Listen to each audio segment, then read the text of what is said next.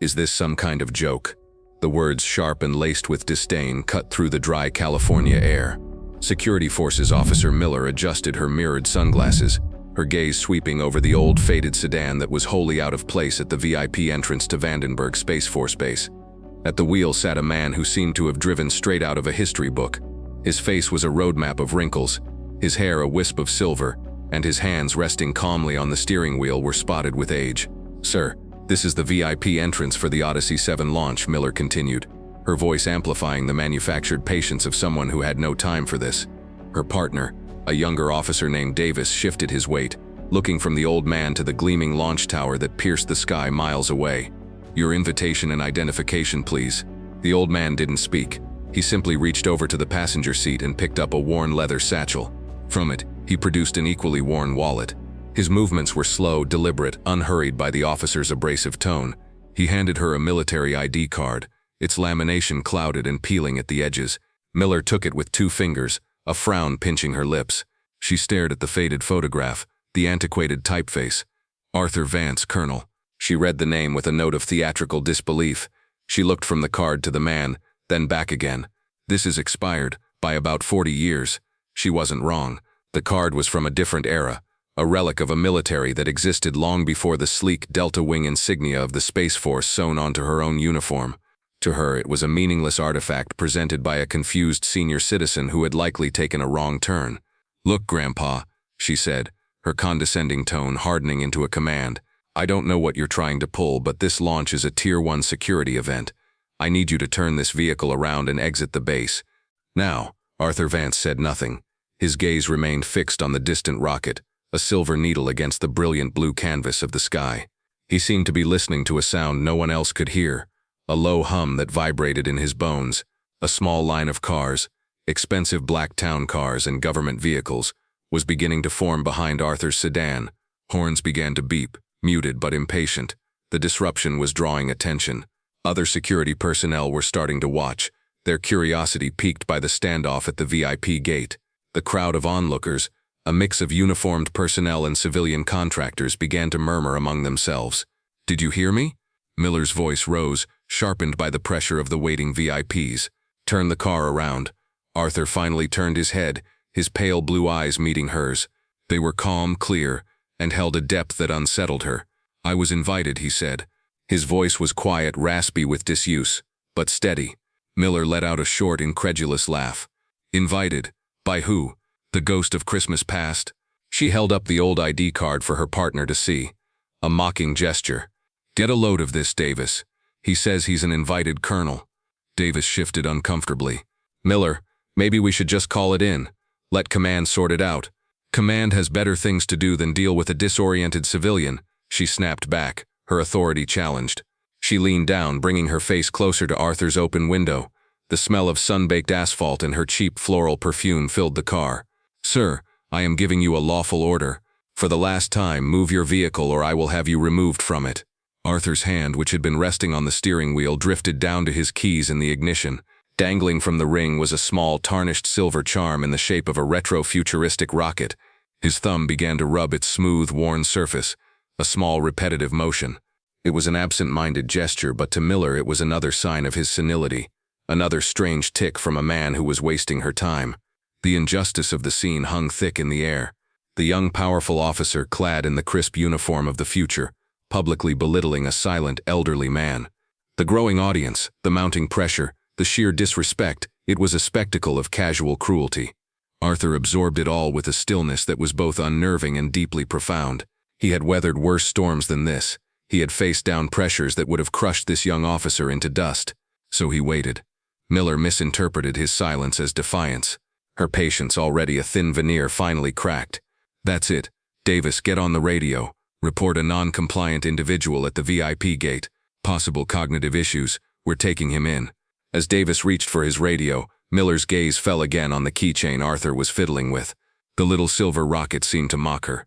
"What's that? A toy from a cereal box to remind you of the good old days?" she sneered, her voice dripping with scorn. "You need to let go of the past, old-timer. This is the Space Force. We're a little more advanced than whatever it is you think you remember." The world seemed to dissolve for a moment, the harsh sunlight and Miller's sharp voice fading into a distant hum.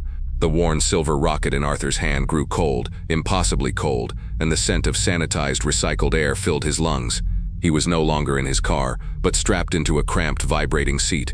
Through a tiny, thick porthole, he saw it. The impossible, perfect curve of the Earth, a swirl of blue and white suspended in an infinite velvety blackness.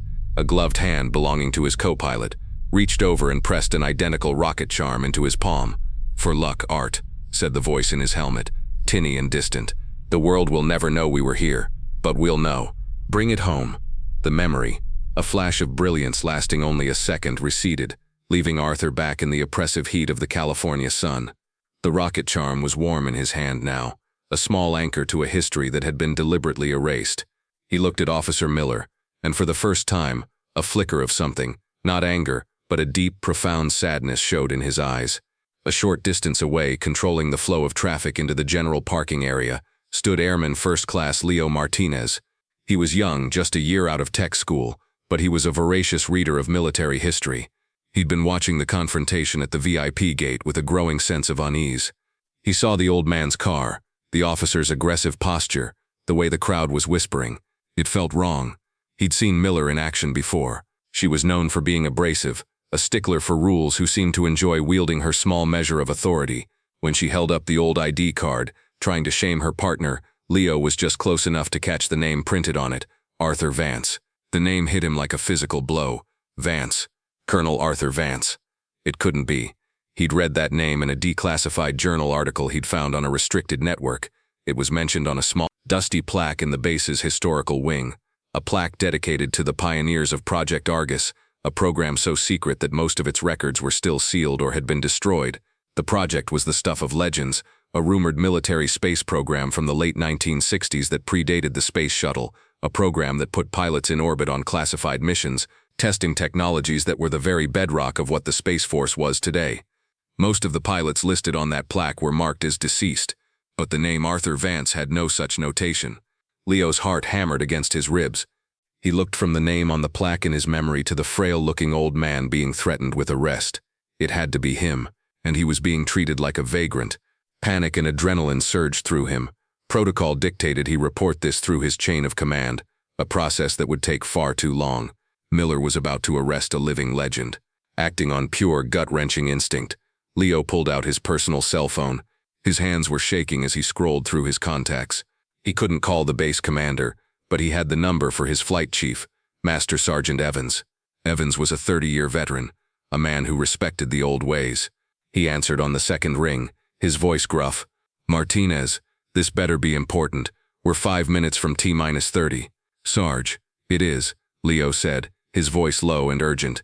"You are not going to believe what is happening at the VIP gate. Security forces are about to arrest a man, an old man. And, what's that got to do with you, airman?" "Sarge, his name is Arthur Vance. Colonel Arthur Vance," Leo whispered, turning his back to the road so no one could see him. I think he's from Project Argus." There was a dead silence on the other end of the line. For a full 5 seconds, Leo thought the call had dropped.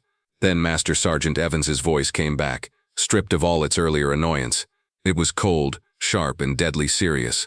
"Say that name again, Martinez. Vance, Sarge, Colonel Arthur Vance.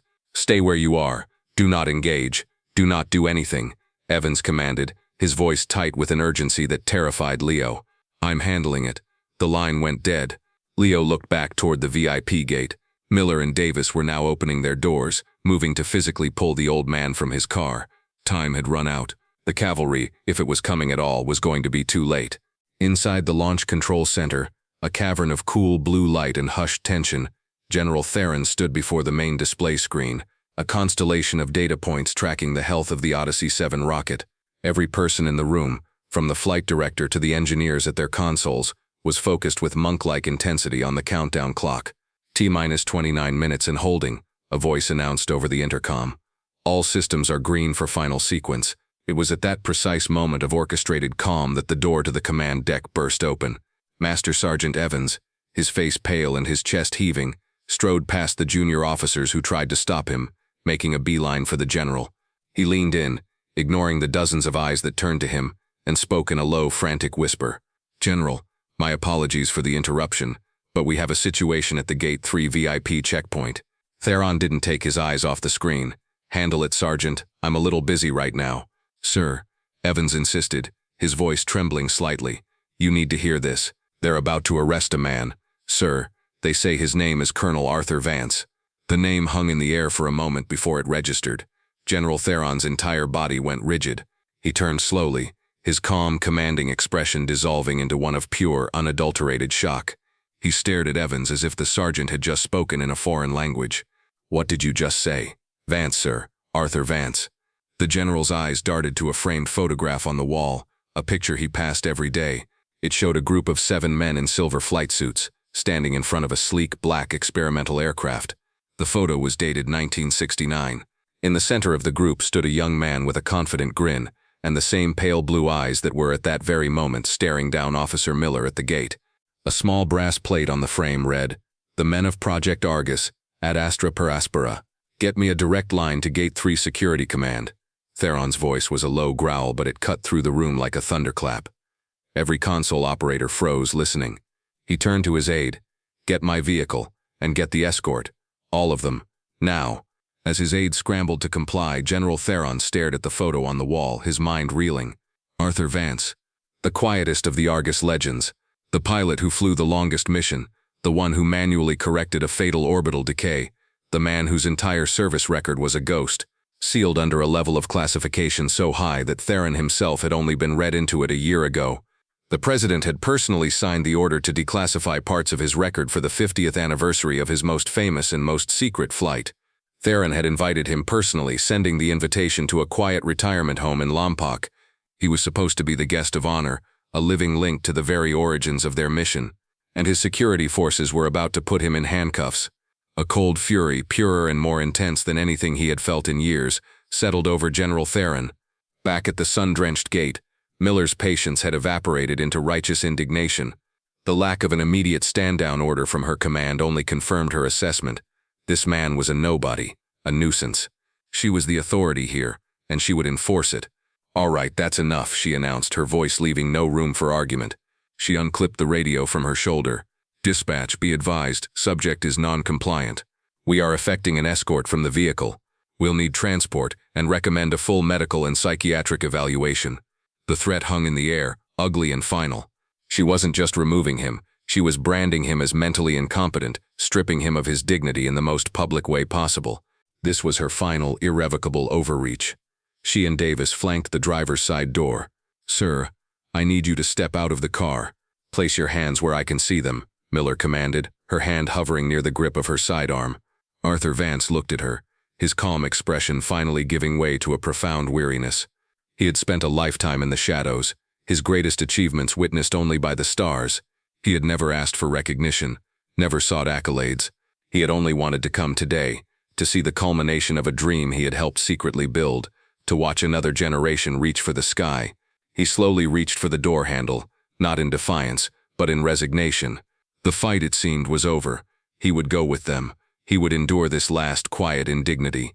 It started as a distant sound, a siren that was different from a standard police wail. It was deeper, more insistent, the sound of official importance. Heads turned. The line of VIP cars, which had been growing restless, now fell silent. The sound grew rapidly louder, resolving into a convoy of sleek black SUVs, their grills flashing with red and blue lights. They weren't slowing down for the checkpoint. They drove past the waiting cars, their tires squealing as they pulled to a sudden dramatic halt directly behind Arthur's humble sedan, boxing him in. The doors of the SUVs flew open in unison. Elite Space Force guardians, armed with rifles and clad in tactical gear, emerged, their movements crisp and economical. They didn't move toward Arthur. Instead, they formed a secure perimeter. Facing outward, their stern expressions a clear message to the stunned crowd of onlookers. They were a shield. Officer Miller and her partner froze, their hands half raised, their minds struggling to process the scene. This was a flag officer's escort, a full honor guard. What in God's name was happening? The rear door of the lead SUV opened. General Theron, 4 stars glittering on each of his collar points, emerged. He was the highest-ranking officer on the entire base, a man Miller had only ever seen in official portraits. His face was a mask of cold, controlled fury. His eyes scanned the scene, the old car, the 2 stunned security officers, the gathering crowd, and then settled on the old man who was just now slowly, painfully getting to his feet beside his car. Ignoring everyone else as if they were invisible, General Theron strode forward. Each step was heavy with purpose. He walked past Miller without a glance, his gaze locked on Arthur Vance. He came to a halt directly in front of the old man, clicked his heels together with a sound like a rifle shot, and rendered the sharpest, most profound salute of his career. "Colonel Vance," the general's voice boomed, clear and resonant, echoing in the sudden absolute silence. "Sir, it is an honor to have you here today. My sincerest apologies for the delay." He held the salute, his arm ramrod straight, his eyes fixed on Arthur. The crowd stared, mouths agape. Miller felt the blood drain from her face. "Colonel? Sir?" Arthur, looking slightly overwhelmed by the sudden turn of events, straightened his stooped shoulders. With a slow, weary grace that spoke of old injuries and a lifetime of discipline, he gave a slight, acknowledging nod of his head, the civilian equivalent of returning the salute. General Theron finally lowered his hand and turned to face the stunned crowd, his expression still grim. His voice, now amplified by the authority of his rank, carried across the entire plaza. "For those of you who do not know," he began, his voice ringing with pride and anger, "the man you see before you is Colonel Arthur Vance.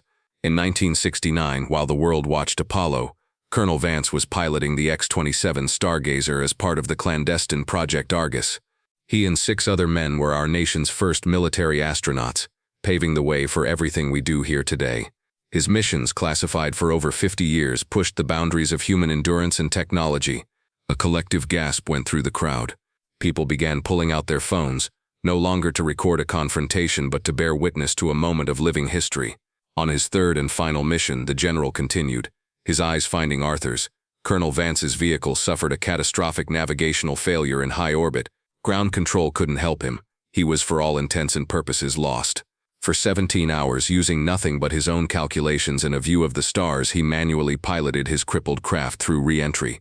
The G-forces he endured should have killed him. The heat should have burned him to a cinder. But he brought his ship and its priceless data home. The general paused, letting the weight of his words sink in.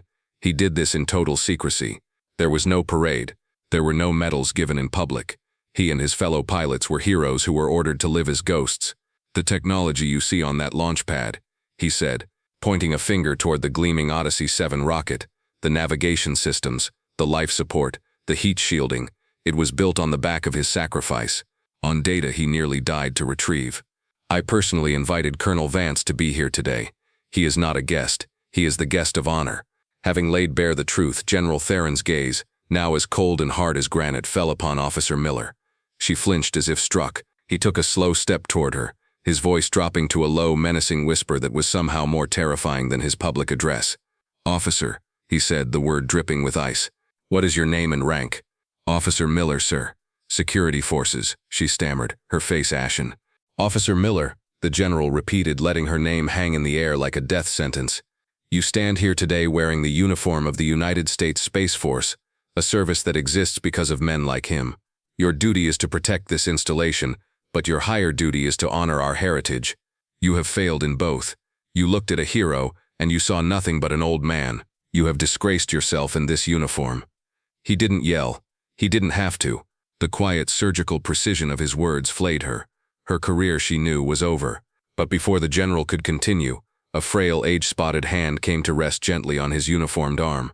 It was Arthur. He had shuffled forward, his blue eyes now fixed on the terrified young officer.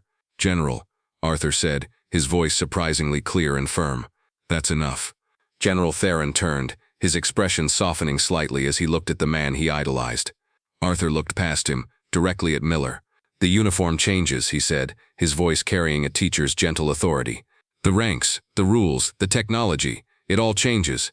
But respect, young lady, that should be constant. You look at people, and you see what you expect to see. Today you expected to see a confused old man, and so you did. The failure is not just yours. It is ours when we forget to teach you who to look for."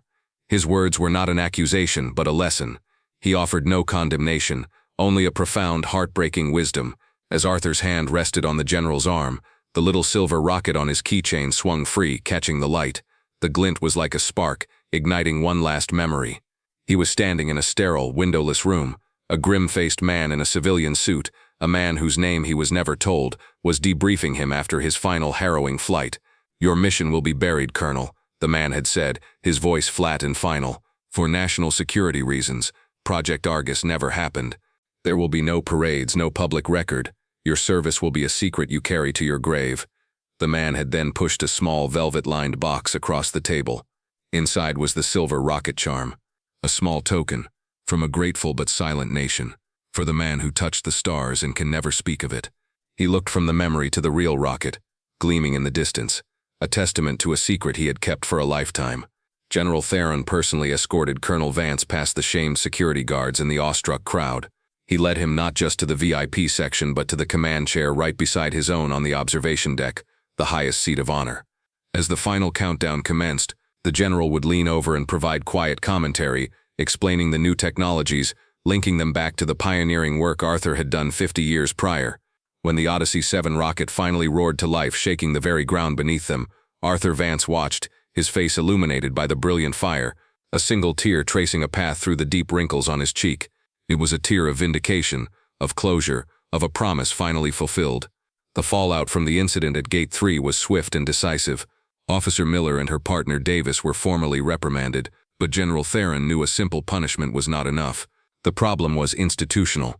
Within a week, he mandated a new force-wide training program for all security and interacting personnel. It was a course in military heritage, protocol, and the history of the clandestine programs that built the service. Officially, it was called the Heritage and Protocol Initiative. Unofficially, everyone on base called it the Vance Initiative. A few weeks later, Miller was on duty. Though her assignment had changed considerably, she no longer guarded the VIP gate. Instead, she was directing traffic in the sprawling parking lot of the base commissary, a tedious and humbling task. The sun beat down, and the glamour of her uniform felt a world away.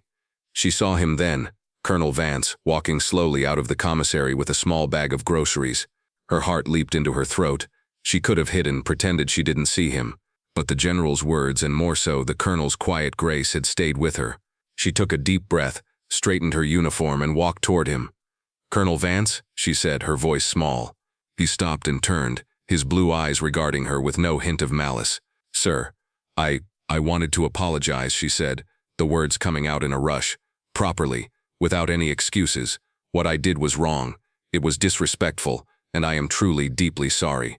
Arthur Vance looked at her for a long moment. Then he gave a slight nod. "Apology accepted, officer." He gestured with his bag. "I was just heading for a cup of coffee. You look like you could use one." Stunned into silence, she could only nod. The two of them, the living legend and the shamed young officer, walked into the small base cafe together.